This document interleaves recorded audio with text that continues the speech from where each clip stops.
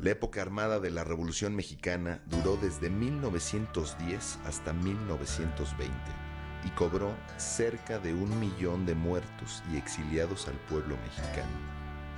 La Revolución Mexicana es una revolución que empieza siendo una propuesta de cambio político, pero esta revolución política rápidamente involucra otras demandas sociales y estas demandas sociales tienen que ver sobre todo con el principal problema del país, que es la cuestión agraria.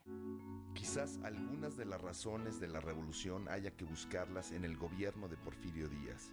Este general del ejército mexicano fue candidato a la presidencia 2 veces, en 1867 y 1871, derrotado en ambas ocasiones por Benito Juárez. Finalmente, en 1876 logró hacerse con el poder.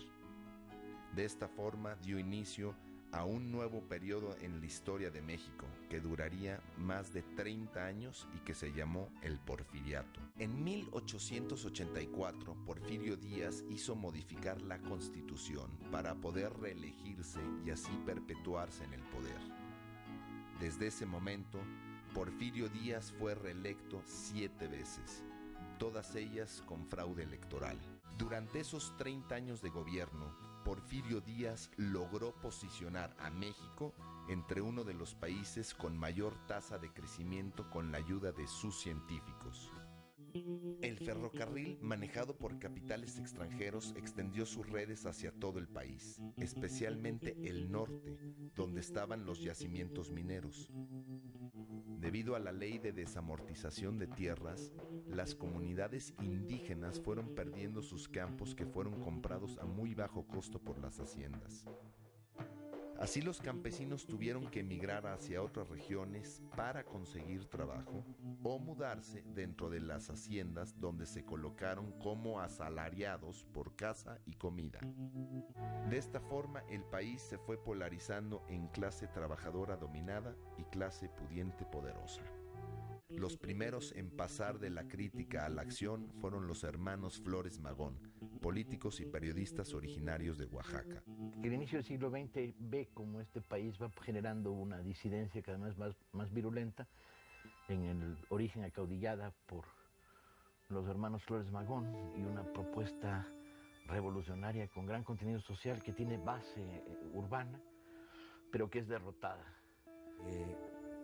Son las primeras expresiones armadas de un intento revolucionario que es considerado en ese sentido precursor. Francisco Ignacio Madero era un empresario agrícola y político coahuilense, nacido en el seno de una familia acomodada.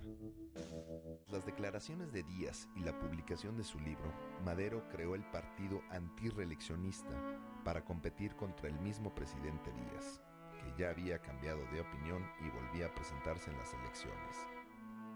Las elecciones se llevaron a cabo el 21 de junio de 1910 y Porfirio Díaz se erigió presidente nuevamente mediante el fraude. Desde su escondite, Madero dio forma al Plan de San Luis Potosí.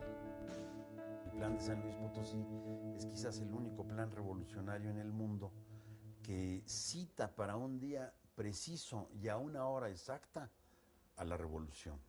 Entonces decía que la revolución empezaría el domingo 20 de noviembre a las 6 de la tarde. Desde los Estados Unidos, Francisco Madero hizo enviar copias del Plan de San Luis a todos los clubes políticos antirreeleccionistas para que juntos consiguieran la victoria. Madero llamó a las armas y quienes acudieron a su llamado no fueron sus antiguos simpatizantes, los miembros del Partido Nacional Antirreeleccionista, sino que los que aceptaron su llamado fueron grupos rurales concentrados en cierta zona del país que tienen otros objetivos. Les interesaba mucho menos la no reelección de Díaz que la consecución de la tierra. Al Plan de San Luis se adhirieron varios movimientos opositores al viejo régimen, entre ellos el grupo de Francisco Pancho Villa y Pascual Orozco en el norte del país, y el de Emiliano Zapata en el centro-sur. El zapatismo, estamos hablando de pueblos ancestrales, arraigados a la tierra y que precisamente su movimiento armado es por la defensa de estas tierras que les fueron usurpadas. Por otra parte, en el norte del país, en el estado de Chihuahua, otra insurrección estaba creciendo bajo el mando de Pascual Orozco y del caudillo carismático Francisco Villa. Ambos hombres provenían de orígenes muy distintos. Pascual Orozco había nacido en una hacienda y se dedicaba a transportar metales. De esa forma logró al poco tiempo tener su propia mina de oro. Por el contrario, Francisco Villa, nacido bajo el nombre de Doroteo Arango, tuvo que escapar de su Durango natal para refugiarse en Chihuahua, donde se cambió el nombre y se dedicó a una doble vida. Por un lado, trabajando como arriero y empleado de compañías extranjeras, y por otro, dedicándose al hurto de ganado, práctica que a los ojos de muchos no constituía un delito, ya que las tierras en las cuales el ganado pastaba había sido arrebatado a los campesinos. El 20 de noviembre se dieron varios estallidos en diferentes estados del país como Chihuahua, Coahuila, Veracruz, Morelos y Guerrero. Esta fue la chispa que desató la Revolución Mexicana. En mayo de 1911, Díaz renuncia y se nombra a León de la Barra como presidente interino, en lo que él se supone pacificaba al país y llamaba a nuevas elecciones. El gobierno provisional de Francisco León de la Barra, según el pacto, duraría desde mayo hasta noviembre de 1911, momento donde convocaría elecciones generales y entregaría el poder. Como era un presidente interino, la ley le señalaba que tenía como tarea estabilizar políticamente al país nuevamente para llamar a elecciones. Pero además le hace algunas jugadas un poco extrañas. Madero va al estado de Morelos a entrevistarse con Zapata, quien no quería licenciar a sus tropas, y mientras están Zapata y Madero conferenciando, el León de la Barra envía a un grupo del Ejército Federal comandados por Victoriano Huerta a atacar a los zapatistas, esperando que Zapata se sintiera traicionado y fusilara a Madero.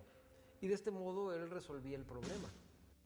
En las primeras elecciones, luego del porfiriato, Madero prácticamente no tuvo oposición y fue elegido presidente por abrumadora mayoría, mientras que Pino Suárez resultó vicepresidente electo. El 6 de noviembre de 1911, Francisco Madero tomó posesión de la presidencia de la República. Madero no puede dar satisfacción a las demandas que su propia movilización social ha levantado, de tal manera que se producen nuevos alzamientos. El plan de Ayala lo cuenta todo, la tierra para el que la trabaja, y esta idea central pues, se vuelve más compleja y se expresa la recuperación de las tierras comunitarias, la ruptura de la estructura de las haciendas. Hostigado por las fuerzas de Zapata en el sur y por Pascual Orozco en el norte, Madero se decidió a utilizar el último recurso que le quedaba, el Ejército Federal. Bajo el mando del general Victoriano Huerta, las tropas federales se movilizaron para reprimir a los insurgentes. Sin embargo, el golpe de gracia para el gobierno maderista no provendría de los rebeldes que se negaban a deponer las armas, sino del propio Ejército Federal. Entre el 9 y el 18 de febrero de 1913 se produjeron en la Ciudad de México sangrientos combates que dejaron centenares de muertos. Estos episodios fueron conocidos por el nombre de Decena Trágica. Las fuerzas que apoyan la rebelión de Bernardo Reyes toman la Ciudadela, que era un lugar donde había instalaciones militares en el centro de la Ciudad de México, en la que se conoció como la Decena Trágica. Madero trata de sitiarlos y le da el mando de las tropas de la ciudad al general Victoriano Huerta, pero este general, a través de la embajada americana, entra en componendas con los rebeldes y apresa al presidente Madero con una jugada política, lo obliga a su dimisión y por tanto en su renuncia él llega al poder y desde el punto de vista legal estaba todo aceptable. Desde el punto de vista real fue un golpe de Estado. El presidente Madero y el vicepresidente Pino Suárez se encontraban detenidos esperando que Huerta decidiera qué hacer con ellos. En la noche del 22 de febrero de 1913, las tropas del ejército iniciaron el traslado de los prisioneros hacia la cárcel del Distrito Federal. En el camino, los mismos militares simularon un ataque y aprovecharon la ocasión para acribillar a Madero y a Suárez. A partir de esto surge una nueva experiencia revolucionaria, que es, se construye la dictadura de Huerta en la Ciudad de México y el viejo maderismo evolucionando, va construyéndose todo contra Huerta. Ahora sí, la sangre corre de manera terrible. Ahí es donde ya surgen militarmente las figuras que están claves en el proceso revolucionario. Un oscuro gobernador en Coahuila, Venustiano Carranza, que es uno de los pocos gobernadores que mantienen la legalidad maderista. Villa en Chihuahua, que se vuelve la fuerza hegemónica, reuniendo decenas de guerrillas. Álvaro Obregón y los pequeña burguesía sonorense, con un amplio frente de clases. Y estas fuerzas empiezan militarmente a avanzar contra el viejo ejército, ahora sí, de la dictadura, en la fase más cruenta de la revolución. Venustiano Carranza fue miembro de la élite política local de Coahuila. Fue uno de estos muchos reyistas que se desilusionó de Porfirio Díaz, que terminó enfrentado a él. Y esto le da una característica a la Revolución Mexicana muy importante. No pensemos que la Revolución Mexicana fue una lucha estrictamente popular, únicamente con bases campesinas. No, se tiene que entender que la Revolución Mexicana tuvo desde sus inicios, pensemos en Madero y ahora en Venustiano Carranza, líderes de clase alta o de clase media con vinculaciones con las élites económicas o con las élites políticas.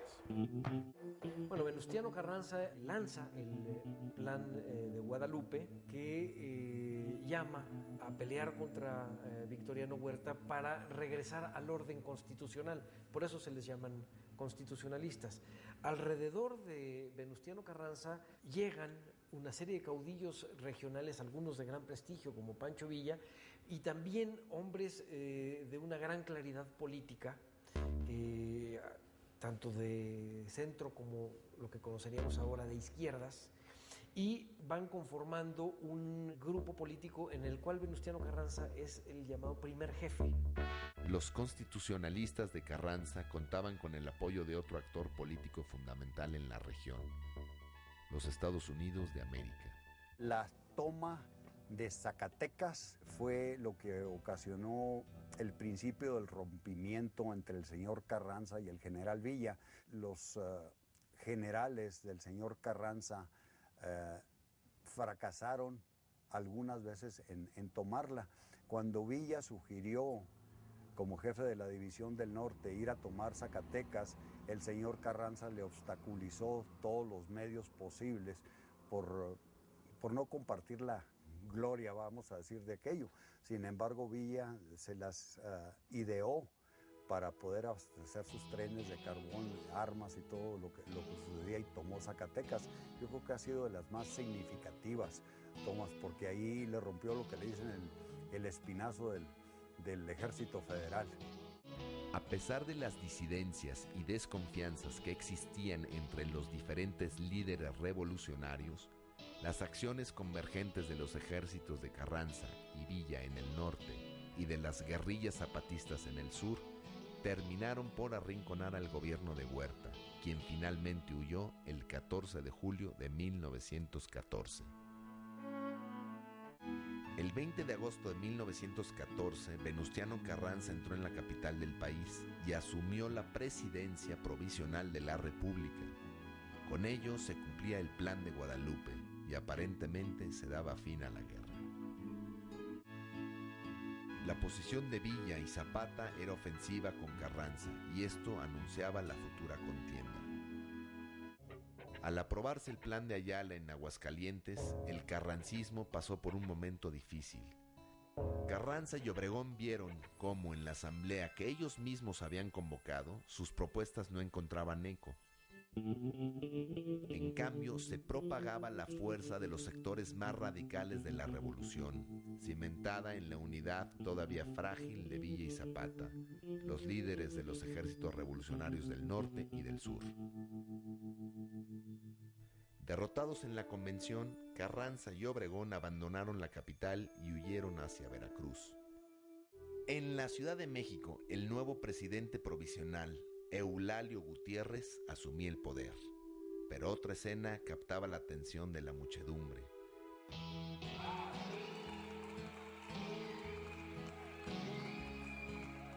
El pueblo de la capital envolvía al general Francisco Villa y los vítores resonaban cuando se vio aparecer por la carretera de Cuernavaca la comitiva del general Emiliano Zapata. Las alianzas entre Zapata y Villa y sus pugnas con otros políticos clasemedieros de la convención es fácilmente explicable. Ellos se reconocen como inexpertos en política, se encuentran a las afueras de Ciudad de México, en Xochimilco, a finales de 1914, y la conversación es impresionante. Ellos dicen que prefieren estar en sus campamentos, que prefieren la vida revolucionaria, incluso llegan a decir que no les gusta caminar en banquetas, ¿sí?, sobre la acera. Esto lo que nos está queriendo decir de manera metafórica es que no estaban capacitados para la organización de un gobierno. Cuando Villa y Zapata llegan a la Ciudad de México y se retratan en esta fotografía tan famosa en la silla presidencial, pues no saben qué hacer con ella y se van. Y Zapata se regresa a Morelos y Villa con sus ejércitos. A principios de 1915, parecía que Villa y Zapata habían ganado la partida. Pero Carranza y Obregón no estaban derrotados y desde Veracruz construían un poderoso ejército y preparaban el contraataque. Y se inicia la penúltima fase de la Revolución Mexicana, que es convencionistas contra constitucionalistas, Villa, Zapata contra Carranza, para simplificar. Hacia fines de 1916, Carranza organizó una convención para la reforma de la Constitución con el objetivo de legitimar su mandato. Los legisladores también buscaban terminar con las peleas de las diferentes facciones revolucionarias que, de no ser resueltas, continuarían cobrando las vidas de muchos de los grandes protagonistas de la Revolución Mexicana.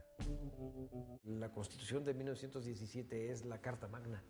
Fue discutida por distintos grupos afines a Carranza, pero que traducían los intereses de las distintas facciones revolucionarias. Ahí se consagró el derecho a la tierra, se consagró el derecho al trabajo y a las condiciones dignas de trabajo, se consagró el derecho a una educación laica y gratuita. En ese contexto, uno de los posibles candidatos a suceder a Carranza en la presidencia era Pablo González, era el encargado de perseguirlo en el estado de Morelos, a Zapata.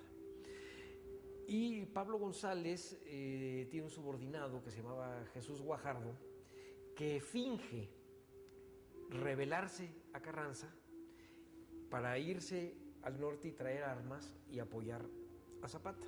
Entonces Zapata no sabe qué hacer, algunos de sus hombres le dicen que no crea nada, otros estando en un momento de debilidad, una fuerza, un aliado así le caería muy bien, y entonces decide ponerse de acuerdo con él. Y quedan de verse en la hacienda de Chinameca para acordar ya los últimos detalles de esta alianza, y Zapata va confiado a la hacienda de Chinameca, y cuando va llegando ahí, soldados apostados en muchísimos lados les disparan a él y a las personas que lo acompañaban y lo asesinan a traición. Emiliano Zapata encontró la muerte el día 10 de abril de 1919 en aquella hacienda de Morelos. El 21 de mayo de 1920, los insurrectos encontraron a Carranza en una localidad del estado de Puebla y ahí le dieron muerte. De esta forma, Álvaro Obregón se hizo con el poder. Uno de los apoyos cruciales que tuvo Obregón para llegar al gobierno fue el de los sobrevivientes del ejército zapatista. Álvaro Obregón fue presidente entre 1920 y 1924. Durante su gobierno realizó una purga y mandó asesinar por lo menos una docena de jefes revolucionarios, asegurándose así la pacificación del Estado.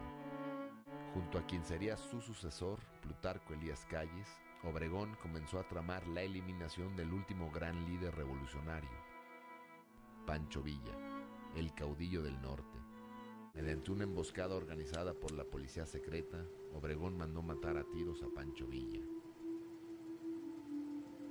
Era la tarde del día 20 de julio de 1923. Con los siguientes mandatarios, la revolución entra en su etapa de institucionalización. El partido oficial del gobierno, que en 1946 toma el nombre del Partido Revolucionario Institucional, sería el encargado de reorganizar el país, monopolizando el poder hasta el año 2000. En la década de 1930, el general Lázaro Cárdenas impulsó desde su presidencia el mayor reparto de tierras que se produjo en México desde el estallido de la revolución.